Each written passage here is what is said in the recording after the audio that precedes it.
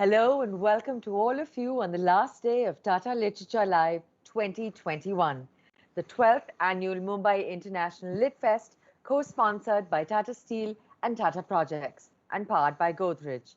This session is presented by the K.V. Mariwala Philanthropy Initiative. Now, we all read, but why do only some readers become writers? After all, Stephen King said, if you want to be a writer, you must do two things above all others: read a lot and write a lot. Writing comes from reading, and reading is the finest teacher of how to write.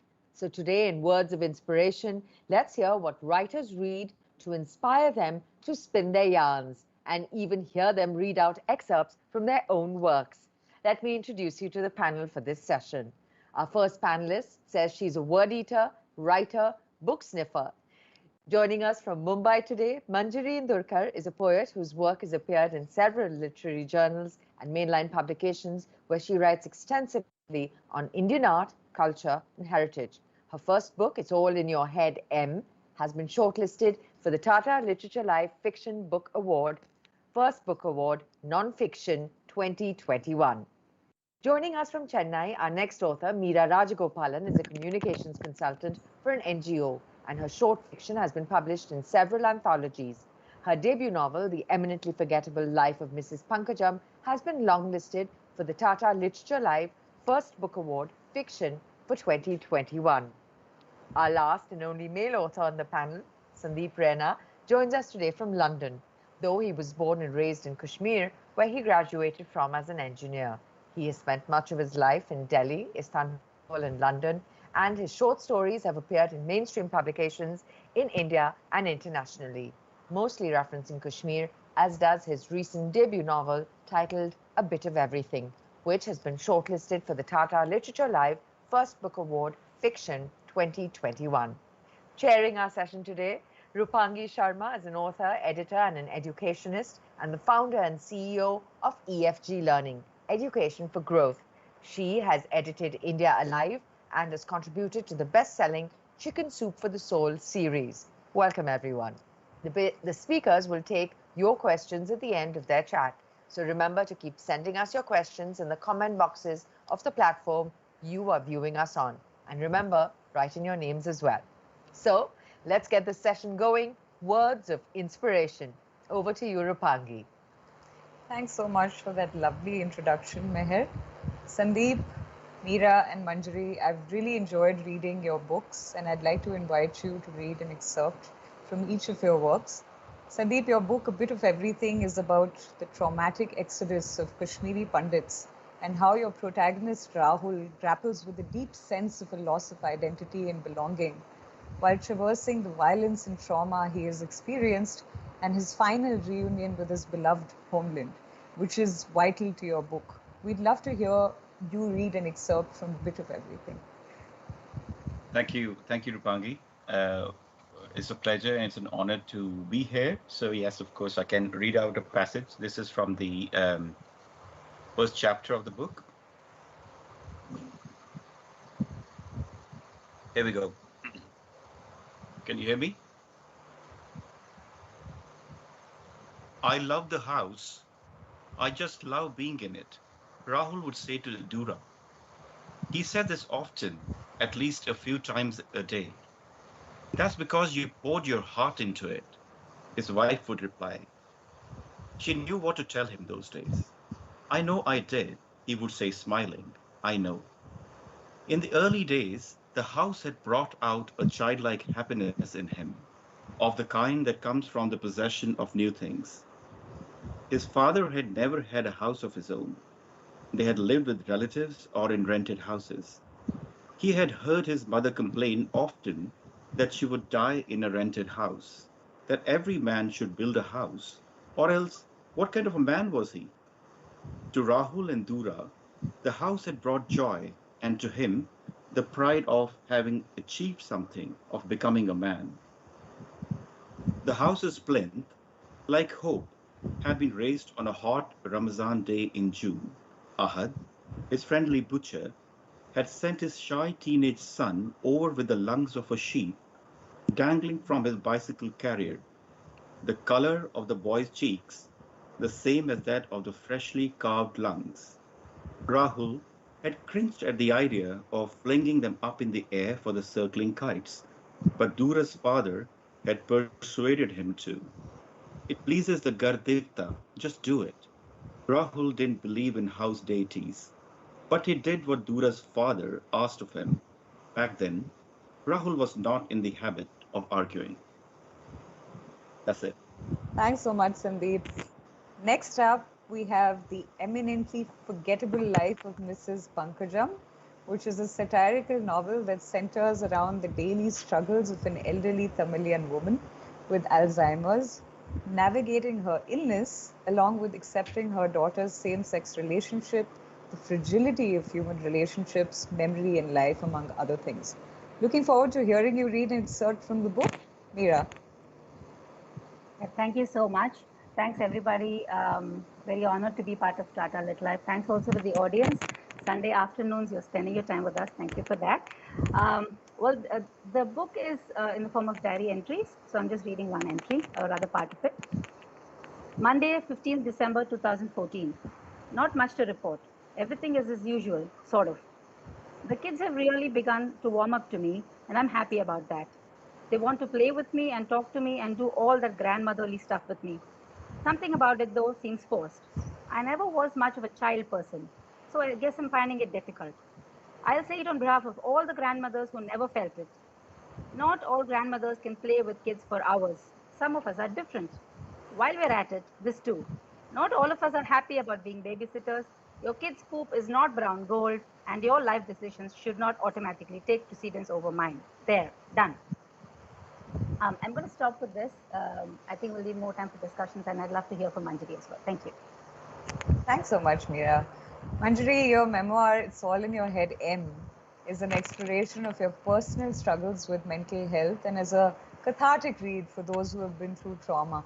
The body and mind memorizes trauma, and often coping mechanisms manifest themselves in unanticipated ways. And you've spoken at length about how literature and writing in particular was a place of refuge for you.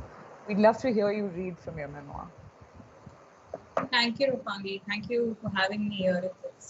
It's been lovely. So I'm going to read a passage because Rupangi mentioned that I've written a lot about reading and writing and how that has helped me. So the passage is going to be a small passage just about that. After I was done with the bell jar, I read Helen Oemi's Mr. Fox and immediately fell in love with her and the character she created as if just for me, Mary. Mary would go on to define the next phase of my writing. Mary, the schizophrenic vision of Mr. Fox, the eponymous character of Oemi's novel, would become my muse, my schizophrenic vision. Plath may have helped me understand myself. She may have nudged me to write my journal, chronicling my mental health journey. But the words of my first three poems were handed to me by Oemi. The voice I was writing in wasn't mine, it was hers. This voice would keep changing. From Oemi, it would go on to Juan Rulfo. From there, it would go on to Gabriel Garcia Marquez. Only then would I finally find it. My voice traveled across continents. It kept growing and transforming until it finally came to me. Oemi's Mary would often sneak into Mr. Fox's room and talk to him, mock him, be angry with him, and make love to him.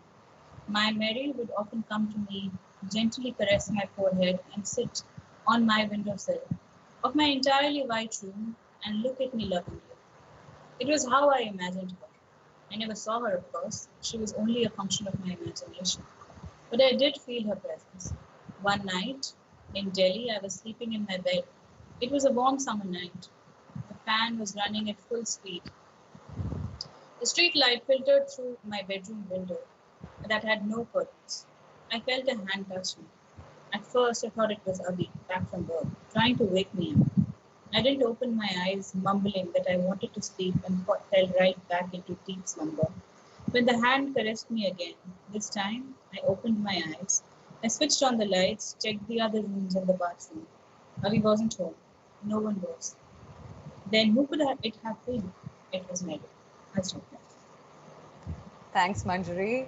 I'd also like to read out a brief excerpt from an upcoming book I'm currently working on. I'm co-authoring Prahlad Thakkar's biography, and would like to read out a piece from the work in progress. So if you'd allow me a minute or two, I'll go ahead. One ordinary afternoon, I got a call at the office from SS. She excitedly told me to land up at home at 5:30 in the evening as her parents and siblings were headed to Powai for a family dinner, and she had feigned a headache, so she was home alone and awaiting me with bated breath. So young Lochinvar, true to his salt, leapt on his steed, the Khatara, and backfired his way to his tryst with destiny. For once it was daylight, and I boldly parked the steed and leapt up the stairs two at a time, rang the bell, and with a touch of drama was admitted and made my way to the hallowed bedroom. I had carried a cassette of Harindranath Chattopadhyay's Curd Cellar to play to her in lieu of a poem by T.S. Eliot, my go-to poet.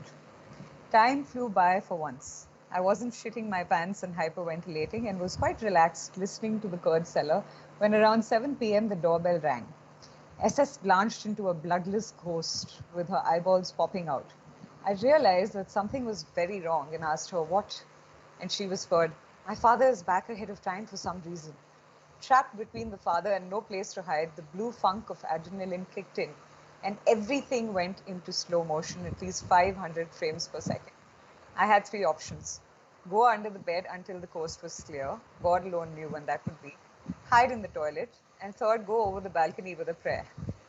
The most logical way out was the balcony, but as they say, there is many a hiccup between the cup and the lip.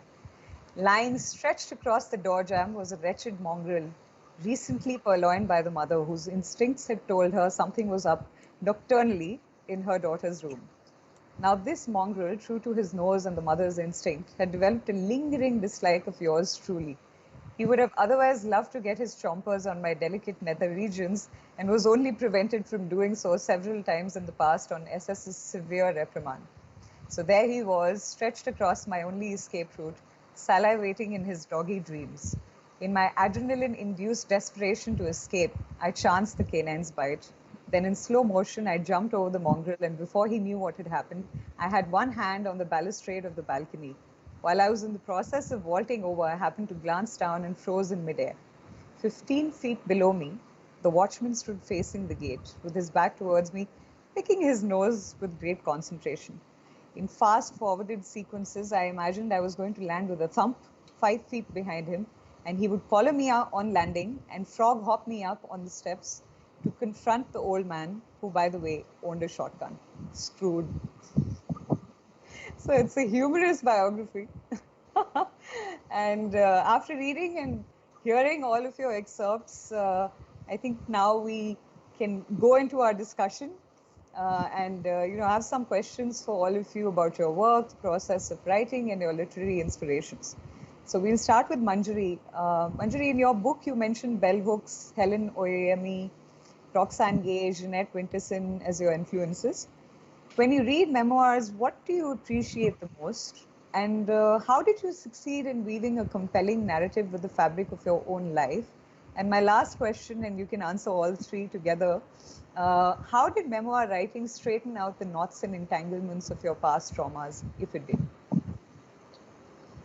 So to answer your first question, what I learned from these women was not so much about like the way they have written, or rather not so much about the language of their books, but the authenticity of their narrative style. As in, like, these women were so one of the things when you write a memoir, a lot of people ask you is that, oh my god, so like you've written your entire life, and like this idea is that like you've not given them a window, but like you've opened the door to your life, and now they just know everything about you, and that's not how it is. So there is this art of like telling and not telling, and when you're telling, you have to tell it with honesty, that your voice has to have that authenticity. So when I was reading these women, and their bravery, their courage, their authenticity is what stayed with me. And I used to take like copious amounts of notes that, like, Roxane Gay, for example, in Hunger, she mentions an incident where she's raped as a child. And my memoir also has a little bit of that, like I deal with child sexual abuse. And so before this, I had written about those things, but it wasn't as openly. I hadn't given any details. So those are the things that I, learned from these people, how to write, how to share your story without making everyone a villain other than you. Like how to not make Right. yourself a hero of your story, and how to not make other people the villains of your story. So this was like a very important, like a very key learning from these women that I had. So yeah. Sorry, what was the second question? Yeah, how did you succeed in weaving a compelling narrative out of the fabric of your life, right? I mean, it's quite a tough job. Like you've already mentioned, there's so much that you have to share with the reader, and it's difficult. It's your private life that you're sharing. So I think it's a process. I'm sure everybody who's writing a memoir would have a different process. Everybody draws their own boundaries, what they can share, what they can't share. And so there are things that did go in the book, and a lot of things that did not go in the book. So my process was basically having a conversation with everybody who would be a part of this book or who would be affected by the book, even if they're not in it. And in those conversations, whenever people talked, I recorded them so I could like revisit whatever they were saying. So it was just like gathering a lot of perspective, other than taking people in under confidence. It was just gathering a lot of perspective, and that helped me.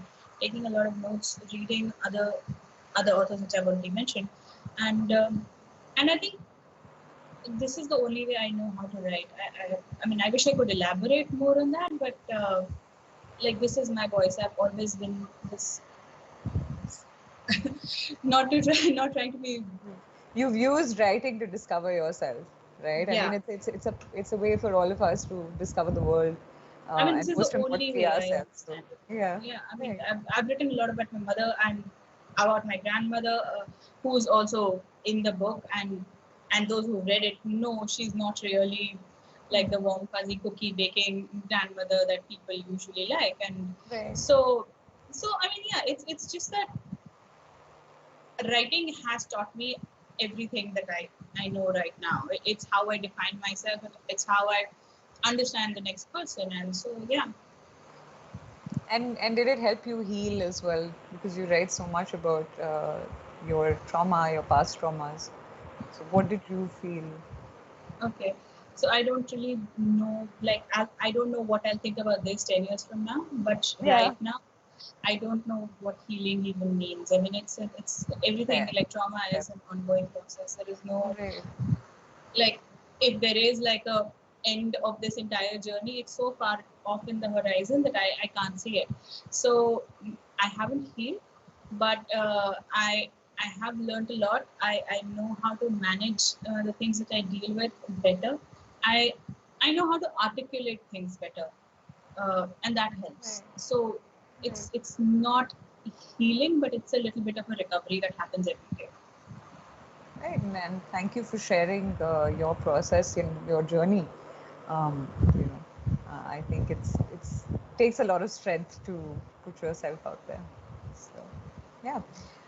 Meera, I wanted to ask you about your novel. It has three things that you don't see very often: elderly women as protagonists, same-sex relationships, and satirical humor focused on the everyday.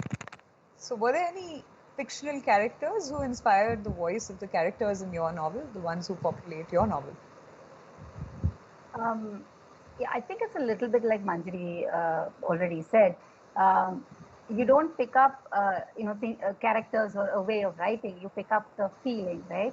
So I always think that what you read informs who you become, along with other things. Right? What you read plus a whole lot of things sort of shape who you are, and who you are plus a lot of other things shape what you write.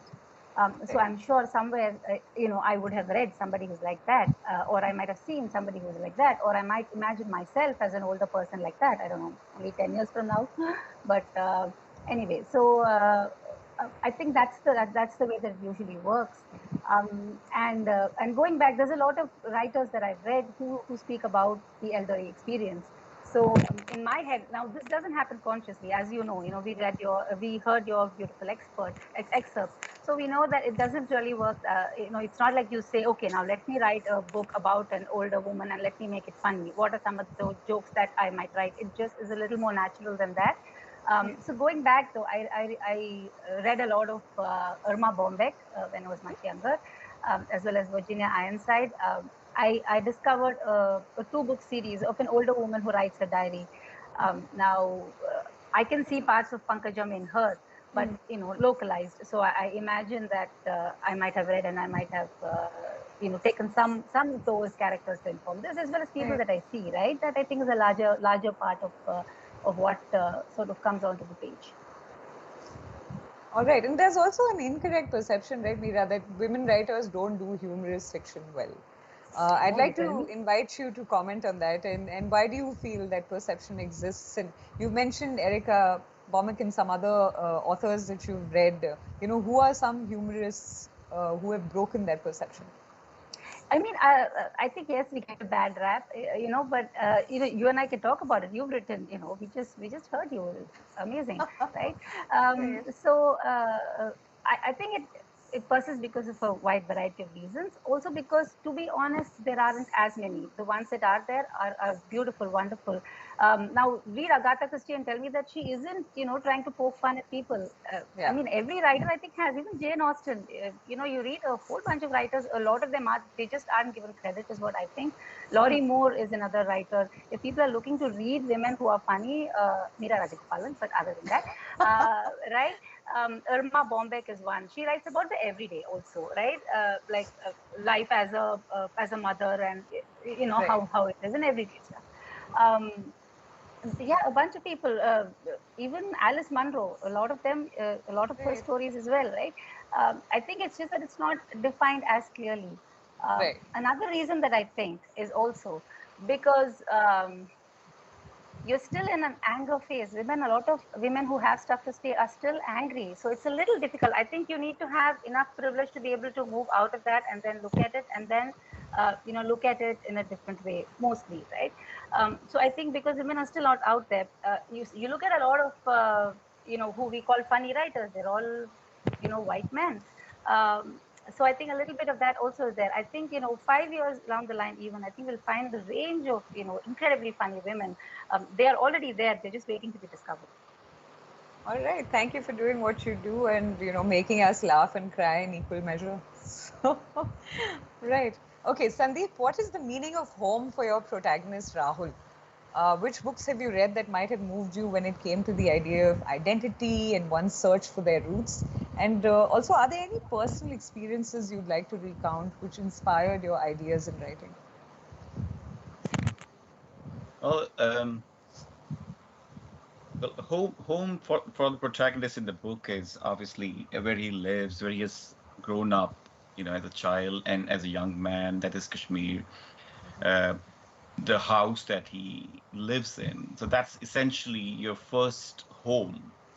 But it's also a lot about, as I describe in the book, also about the surroundings, the lakes and the rivers and the mountains, the weather, the language, the culture. It's the people around you as well who you call home, So it's not, and that becomes more apparent when you move away from that place. You become an immigrant. You are in a new city, so your concept of home kind of expands from that physical walls or that house to actually in this case, the whole valley of Kashmir for my protagonist.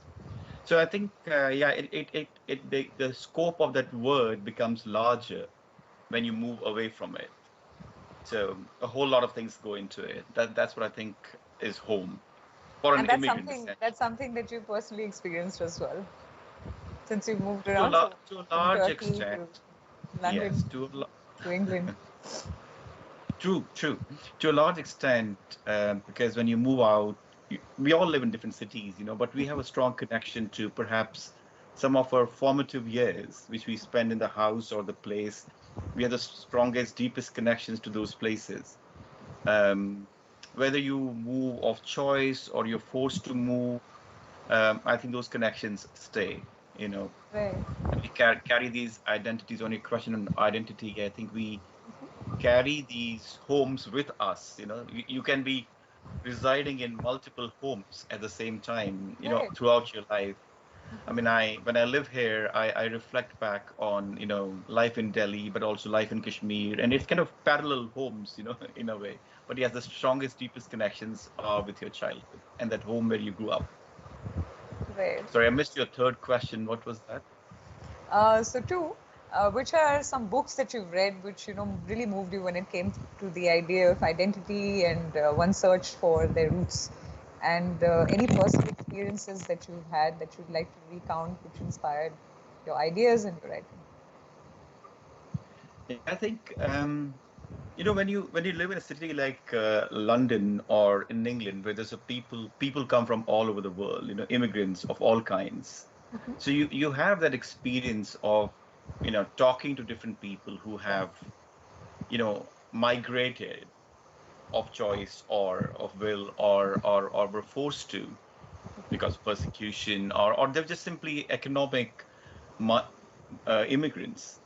You listen to everybody's story. They all have stories to tell you, and so that builds into you and becomes part of who how you identify and you connect with these people because you've gone through those experiences yourself. And don't forget the whole concept of immigration is relatively newer phenomenon. There were other kinds of migration in the past, but this is more economic and so many refugees and so on. So I think what I'm trying to say is that connecting with these people helps you understand that it influences how you think of how other people are trying to settle into a new place and so on.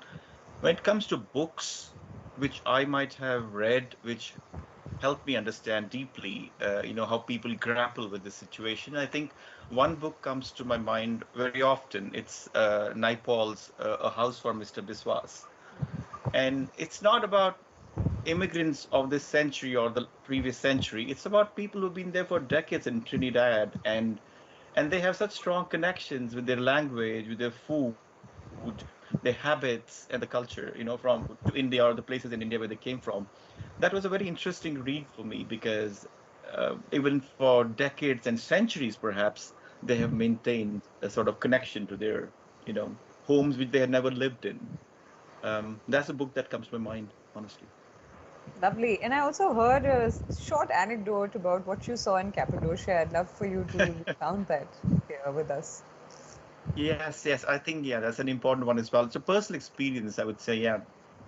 I think we used to live in Turkey and we went to Greece on a bus trip without realizing, actually, it was a very organized bus trip by some Turkish Muslims who had come from Cappadocia. So pretty much our family was the only non-Turks in that bus. And Right. this bus went to Komotini, a small town in Greece, and we were taken into a cafe. And a lot of old people who were Turkish Christians came to meet these Turkish Muslims. It seemed they had left Turkey or fled from Turkey 75 years ago. And now this reunion had been arranged in such a way that, younger people from Cappadocia had come and were meeting these older people who had left Cappadocia, 75 years ago. It was an amazing reunion. And we kind of, our family just kind of, was revealed into that situation. We didn't even know the history at the time. But the thing was, it definitely informed my own writing at some point because these were people meeting after 75 years, not knowing each other, but they had the same language. They were eating the same food. They were singing the same songs. Very, very emotional experience. I had tears in my eyes at that time. Maybe there was a subconscious connection with Kashmir. I don't know.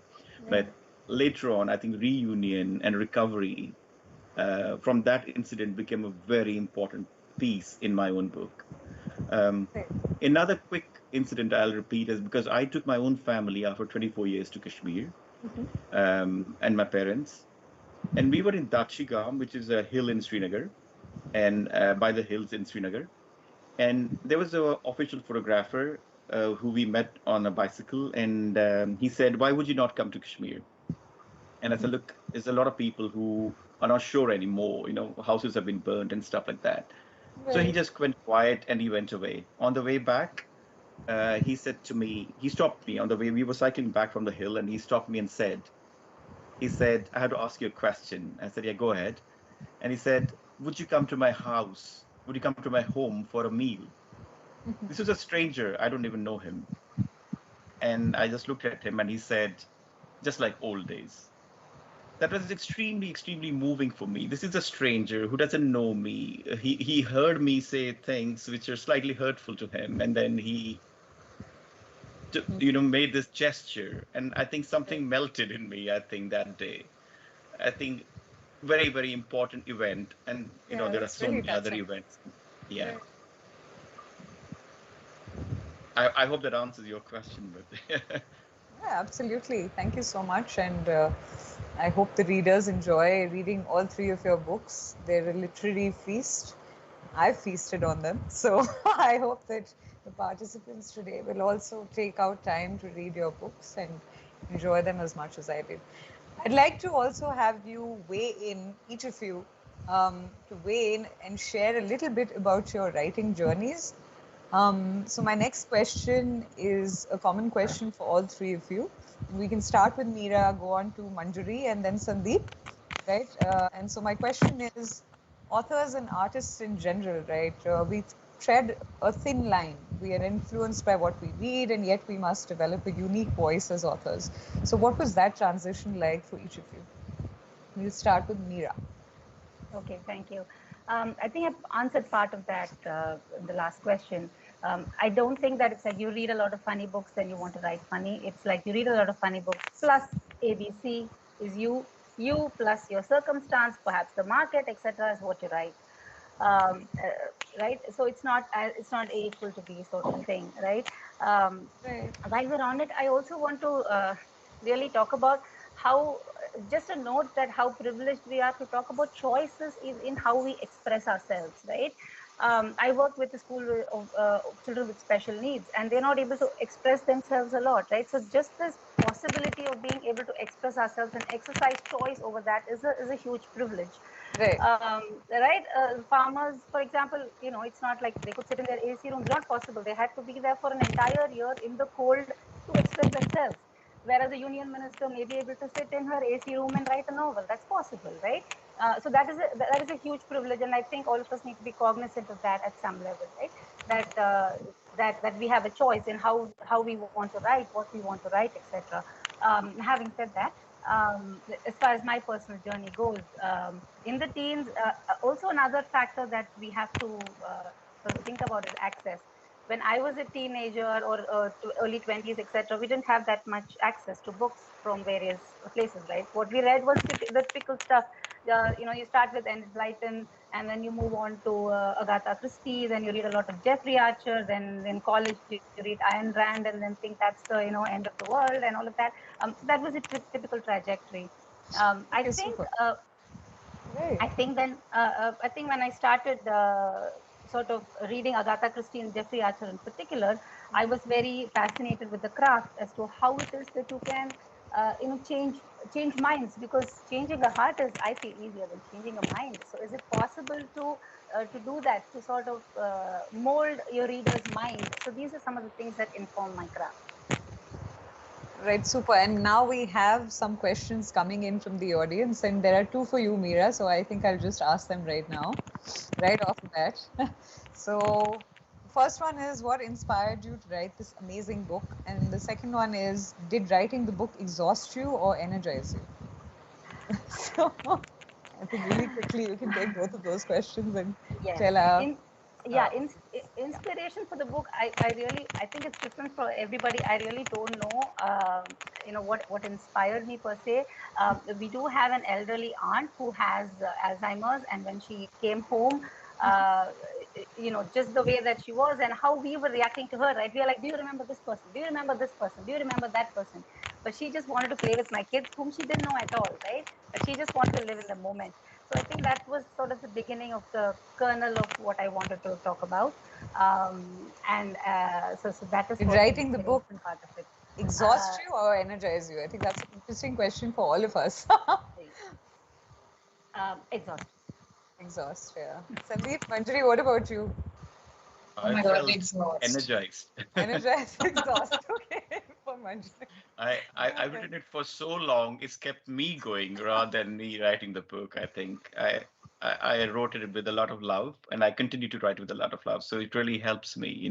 If I'm tired in a day, I would write just to feel relieved and relaxed. Yeah, no, I agree. And for me, when I was writing A Life of My Own, which was about gender biased sex selection, because of the topic, I think, in parts it was exhausting, and in parts it was just also exhilarating, especially when you lose yourself in the process of writing. I think that's something that we've all sort of experienced, right? Okay, we have another question from the audience from Vikas Seth. And I think this is something that all three of you can answer. As an aspiring writer, do you believe that reading widely is enough for me, or is it also necessary that I do a creative writing course? I think that's a very, FAQ that all writers want to ask. Do we need a creative writing course, or can we read and write on our own? So I personally think that reading is not enough, because I mean, you are what you read. I think Borges had said that, but like, you are also what you read. You're also the people that you talk to, the environment that you've grown up in. It's like everything. Reading books is not going to inform, or not entirely inform, your writing. As far as creative writing courses go, I mean, it's a little tricky.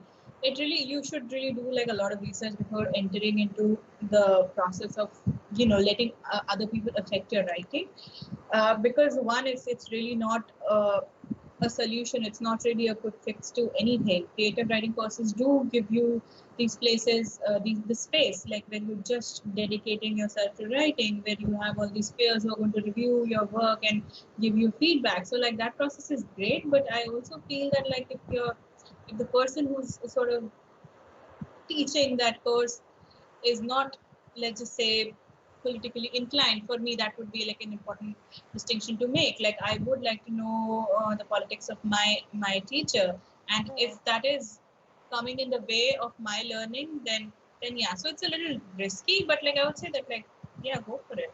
Don't spend a lot of money on MFAs. Right. What about you, Meera and Sandeep? What do you think? Yeah, I would say, like, practically, if you're looking to publish through a publisher, for the contacts, just see if the people who are teaching. So contacts really helps, is what I've understood in traditional publishing. So for the if that is something that they provide, I mean, yes, for the craft and all of that, but I'm just providing a different perspective than Manjiri. For the contacts, just look at that. Yeah. I'll say yes, read a lot, because the more you read, the widely you read, your perspectives change, and you absorb so much from other writers, and it may not be that you understand everything within a book, but something may resonate in a certain book for you, and that might reveal to you your own inner voice. And ultimately, when you write as a new writer, I think it'll come through, your own sort of voice will come through, but you need to have explored so many other writers as well, and the themes and topics and so on. Craft, I think, because I also struggled initially, despite the ideas, despite the thought, to put it together. So yes, I would say some element of craft is important, because the book in the end has to flow. It has to have, point of view and character building and all of those things. It helps to have some element of craft to make it more readable. Yeah, and I'd just like to add that editing is really important, just as important as writing. So I think that's something that we often miss out, when you're amateur and just starting out as writers. All right, Sandeep, I actually have a very poignant question, audience question for you. How do you archive a place or the notion of home when there is nothing tactile to hold on to? Thank you, Kaushiki, for that quite poignant question. Yeah. I don't think your home, I think we spoke about this earlier, it never leaves you. If you can't touch the walls, forget about refugees and forced immigration. Even when we choose to leave our homes and, go to other cities for work or other reasons, it's still in your head.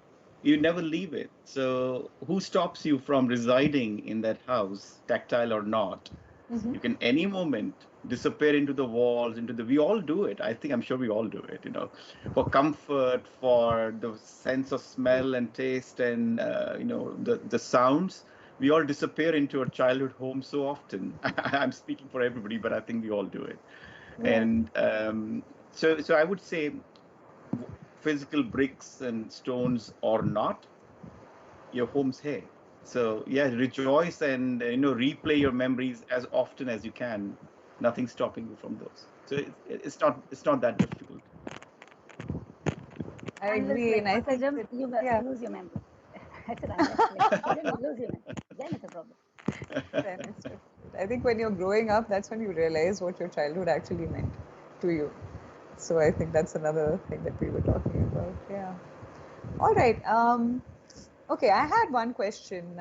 We've spoken about genres and literary influences in terms of authors, but I also wanted to know your thoughts on any particular narrative style that has influenced each of you.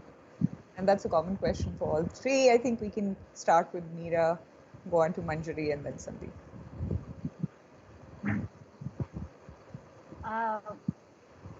I'm not sure what narrative style means. I'm sorry. Narrative styles in terms of whether it was for me it's magical realism and psychological Okay. realism Oh, and drama, oh, and so okay, yeah. okay. So Yes, what was yes. it? Yeah, that really inspired. Okay. Well, I read everything, right? I'm a promiscuous reader, as they say. So I That's a good think way to put it. I think it's a bunch of things, yeah. See, and really, I've only published one book yet, and I've published like a few short stories, which are very different from the book. So I don't know if I'm qualified to answer that. And, I mean, I don't think I've found my genre or my style yet, to be honest. Right, But I'm very, very impressed with the different ways in which people are writing, and the boundaries that they're pushing. Uh, girl, woman, other, just a single sentence, the entire book. I'm just mind blown at the different ways in which people are writing and how much they're pushing the boundaries of what can be accepted as a book or not. So constantly learning. I don't think I've settled on a style yet to be able to comment on that. Super. What about Manjari and Sandeep? So I think it's like a phase thing for me. I've been through my magic realism phase, like when I was reading all the Latin American writers, and I'm not reading that right now. Right now, my reading is more focused on realism and more people and conversation. So, like, yesterday I started reading "In Search of a Beautiful World" by Sally Rooney, where she writes about like if somebody actually I was reading the book and somebody asked me like what's the plot of the novel, and I was like, I'm not sure I can tell you what the plot of the novel is because it's about people, it's about conversations, it's about like these people and their lives, right? So I don't really know how else to put it. So yeah, I mean, right now I am in this more social realism sort of a phase, and that is the kind of reading that I'm doing, and I think that is what is informing my writing. When I was reading a lot of magical realism, like Helen or Amy, for example, so I was writing a little bit like her, but yeah, thankfully that is over now. Right, and you found your voice, so I think that's the most. I think voice is also like an evolving Coincidentally, thing. I just picked up a Sally Rooney book, so I'm going to connect with you on that later. All right, and Sandeep, what about you, really quickly? And we also have one last question from the audience. Does the story develop as you write, or do you have the complete story in your mind before?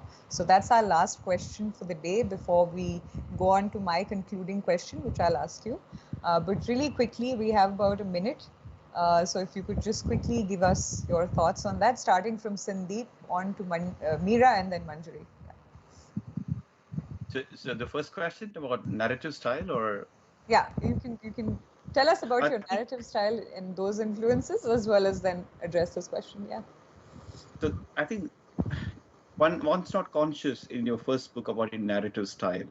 You just write what you know best.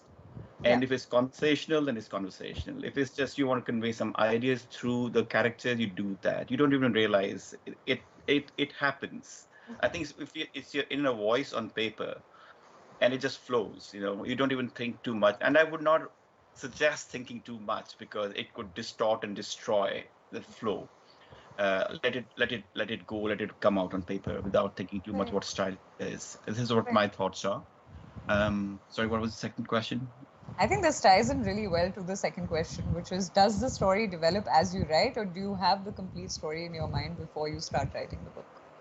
I think sometimes you do have an idea, sort of straw man of a story in your head, which is extremely high level. But when you start writing, it can develop in so many different directions. You don't even realize where it takes you, and new characters can pop in, and things and ideas start forming the moment you start writing. So again, I would say free flow, let it go, express as much as you can. The editor will bring it all together in the end anyway. All right, and we have 30 seconds till the last concluding question. So Meera and then Manjiri, and then I'll ask you my final question before we Okay. close. Quickly, I just let the story, and it usually the characters will just take me wherever you ask. They're taking me to Kodaikanal, I think I just go off with them. So I don't plan. I mean, I try to, but it just Let the doesn't work out. characters Thank lead. you. Yeah, and I think it's different for each writer, and one might it's very different for each writer. Thank you. So unlike Sandeep and Meera, I have not written fiction. Mine is non-fiction. So I had like a basic structure in mind. I had like mapped out the things that would like a broad structure of like each chapter. I had that. But obviously you cannot decide what like to the T. It can't be to the T. You can't really decide everything that is going to go in the story. So like Sandeep said, like you have to go with the narrative. You have to just like let it flow. And so that is what happens. But like I am also, because of my anxiety, I am somebody who prefers being under control, being in charge of my own writing. So I mean, I do have like a certain idea of what I'm going to put on this. All right, so Manjari, starting with you, I'd like us to conclude our discussion with some memorable lines from books that each of you hold close to your heart. Okay. So I'm going to read like a very short passage from Why Be Happy When You Could Be Normal by Jeanette Peterson. Sure. It's one of the lines actually used to be like on my wall in my childhood bedroom. So Right. I had no one to help me, but the T.S. Eliot helped me. So when people say that poetry is a luxury or an option or for the educated middle class, or that it shouldn't be read at school because it is irrelevant, or any of the strange stupid things that are said about poetry and its place in our lives, I suspect that the people doing the saying have had things pretty easy. A tough life needs a tough language. And that is what poetry is. That is what literature offers. A language powerful enough to say how it is. It isn't a hiding place. It is a finding place. Super. Sandeep, what about you? Well, I chose a few sentences from Life of Pi, a book I really enjoyed reading, and one of the few books that kind of inspired my own Right. thinking and writing. Right. So this is how it goes. The first time I went to an Indian restaurant in Canada, I used my fingers. The waiter looked at me critically and said, "Fresh off the boat, are you?" I blanched. My fingers, which a second before had been taste buds savoring the food a little ahead of my mouth, became dirty under his gaze. They froze like criminals caught in the act. He had no idea how deeply those words wounded me. I picked up the knife and fork. I had hardly ever used such instruments. My hands trembled. My sambar lost its taste. Now, this is a book I read when I had immigrated to England. So it really resonated in a way, of an immigrant's experience in a foreign land. So, yeah. And I always remember this I passage. especially love the last line. My Yes. sambar lost its taste. Yeah. All right, Meera. Yes. Okay, I have a little passage from Nathan Hill's The Nix, which is a wonderful book if you can. The Nix. The quote is, "But you cannot endure this world alone." And the more Samuel's written his book, the more he's realized how wrong he was. Because if you see people as enemies or obstacles or traps, you will be at constant war with them and with yourself. Whereas if you choose to see people as puzzles and you see yourself as a puzzle, then you will be constantly delighted, because eventually, if you dig deep into anybody, if you really look under the hood of someone's life, you will find something familiar. Thank you. Wow. And on that note, I think very insightful lines from books. Thank you so much for sharing. And yes, thanks Meera, Sandeep and Manjari once again for joining us today. I have really enjoyed every minute of our discussion, and I hope you have too. And It was lovely talking to you. Thank you so much. Everyone. Super. And thank you to Thank the you very much. participants as well for listening in and sharing such fabulous questions for our panelists. All right, over to you, Meher. Thank you, everyone. Huge thank you to our panelists for that hugely inspiring conversation. It was so exciting and uplifting hearing you all. A huge thanks to you, our ever loyal audience, for joining us today and for all your wonderful questions. Huge thank you also to our partners that have made this festival possible. Our title sponsor Tata and co-sponsors Tata Steel and Tata Projects, powered by Godrej.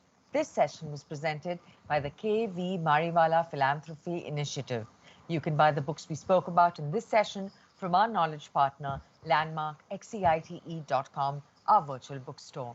Remember to log in to other exciting sessions lined up through today. At 17:45 IST, we have Analyze This, What Ails the Indian Psyche?